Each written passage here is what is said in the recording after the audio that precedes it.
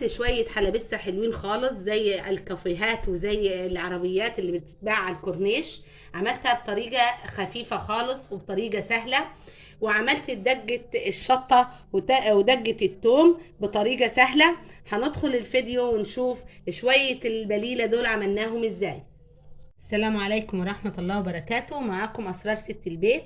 النهاردة إن شاء الله هنعمل روايح الشتاء. الشتاء دخل علينا دلوقتي، عايزين ندفوا أولادنا ونتدفى. هنعمل الحلبسة أو حمص الشام اللي احنا بناكله على الكورنيش لما بنيجي نسافروا القاهرة أو بنسافروا اسكندرية. بنلقى العربيات بتاعت الحلبسة دي مواقفة على الكورنيش وبناكلها، وعايزين نعرف السر بتاعها ايه. انا من ساعه ما اكلتها في اسكندريه انا والاولاد، واحنا على طول بنعملها. وهنشوف السر بتاع عربيات الكورنيش ايه هي. معايا هنا اهو البليله الحمص بتاعتنا. انا نجحتها من اول الصبح، من اول ما صحيت رحت نجحتها. ده نص كيلو. ولو مستعجله ونسيت ان انت انجعيه في ميه سخنه حوالي ساعه كده او ساعتين، وبعد كده عشان يستوي معاكي بسرعه وياخدش وقت معاكي. اهو يبقى بالشكل ده. شايفينه طري ازاي؟ ايه بالشكل ده. انا حاطه ميه على النار وهنسلقه مع بعض ونشوف هنسلقه ازاي. وادي اهي الميه بتغلي على النار. هحط فيها البليله بتاعتي.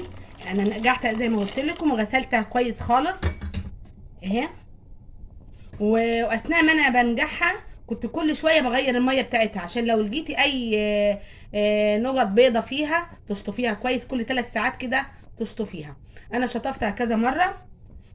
وادي هحط هنا معلقه توم معاها، وهحط شرايح ليمون بالشكل ده. مش هنحط ملح دلوقتي بالشكل ده اهو. ونسيبها لغايه ما تدخل كده في السوا حوالي ربع ساعه، وبعد كده نشوف ايه هي الحاجه اللي احنا هنحطها عليها. هنا خلاط هحط فيه طماطم عشان هعمل الصلصه بتاعتنا او الخلطه بتاعتنا اللي هتتحط على البليله لما تيجي تستوي.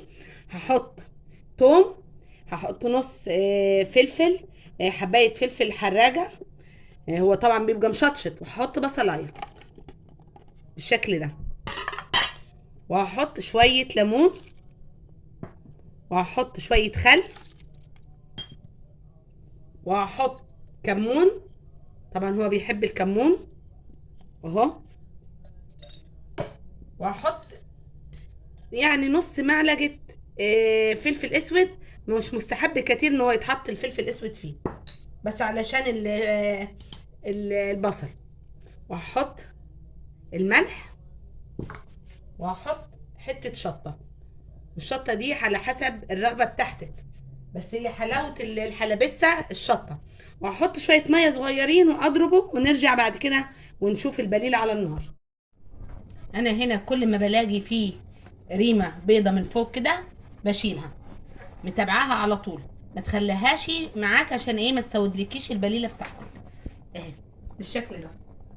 بعد كده هي دخلت في السوا خلاص. هحط طماطمايه مقطعاها صغير خالص، وهسيبها تغلي معاها شويه قبل ما احط الخلطه اللي احنا ضربناها في الخلاط بالشكل ده، علشان وانتي بتاكلي كده تلاقي حتت الطماطم معاكي. الحتت الصغيره دي اللي بتبقى حلوه كده وانتي بتمضغي في البليله، بتبقى معاكي، بتبقى طعمها حلو خالص. يعني بعد كده ابتدي احط الخلطه بتاعتنا اللي في الخلاط اللي انا ضربتها. شايفين ريحتها وطعمها هيبقى حلو خالص معاكي بالشكل ده اهي. ونسيبها بقى تاخد تدي مع نفسها كده اهو لغايه ما تستوي خالص. قبل ما اسيبها تغلي احط شويه ملح، واحط كمون. لو عندك بابريكا حطي. انا دورت على البابريكا لقيتها خلصانه عندي، بس هي اللون بتاعها برضو حلو كده اهو. البابريكا هتخلي لونها احمر خالص وحلو خالص وبتديها طعم حلو.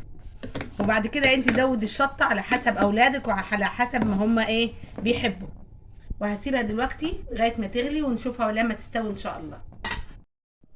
هنا هعمل الدجه اللي احنا بنشوفها بتتقدم مع الحلبسه على الكورنيش. هنشوفها تتعمل ازاي.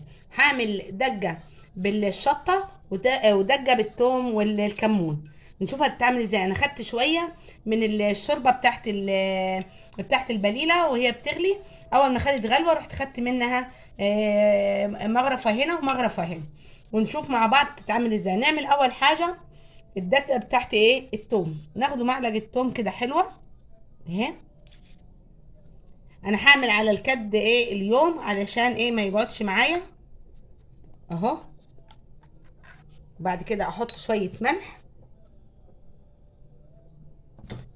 واحط شويه كمون، بس شويه كمون حلوين كده كتار علشان دي دجه الكمون والثوم. وهحط شويه ليمون وشويه خل واقلبها كده كويس خالص زي دجه الكشري لما بنعمل دجه الكشري اهي. دي عملت دجه الثوم. هنعمل دجه الشطه زي ما قلت لك على حسب اولادك اهي. حطيت نص معلقه شطه. لو عندك بابريكا زي ما قلت لك حطي اهو. وهحط الملح وهحط ليمون وهحط خل. هي دي الشطه بستعملها انا في الخل في الزيت. بتنفعني في دجه زي كده لما اكون عامله كشري حلوه خالص نفعاني اهو بالشكل ده. تفضي فيها الخلطه بتاعتك كده اهي.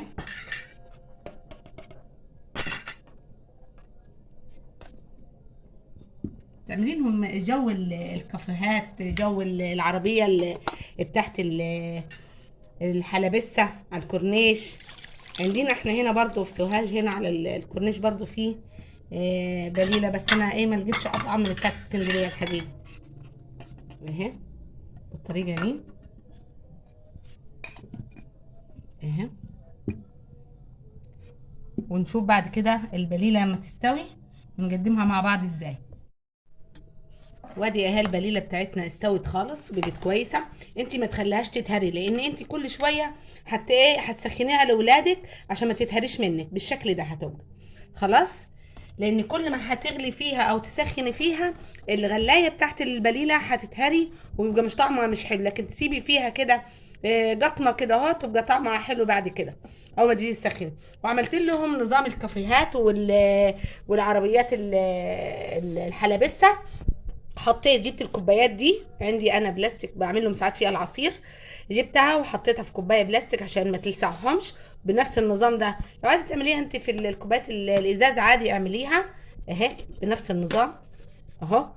وهي هنظبطها مع بعض ونشوف نقدمها ازاي اهي. الريحه حلوه خالص بالشكل ده اهي. لو عايزه تشيلي قشر الليمون شيليه اهو.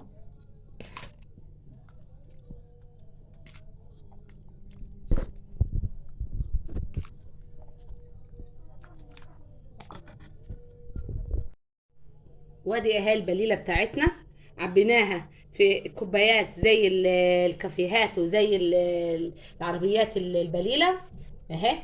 والريحه حلوه خالص. وهنبتدي نحط فيها اللي احنا بنشتروه منها زيها بالظبط اهي بالطريقه دي اهي. هنحط المعالق زي ما بيحطوهم لنا بتاع العربيات كده اهي بالطريقه دي. مش هتنفع كده اهي. وادي معانا الدجه بتاعتنا، دجه الثوم والكمون، وادي دجه الشطه بالشكل ده هو. ودفي بيتك ودفي اولادك بالحلبسه العربيات اللي بنشتريها من على من على الكورنيش. وان شاء الله تعجبكم الوصفه وتجربوها وتدفوا البيت بروايح الشتاء. والسلام عليكم ورحمه الله وبركاته.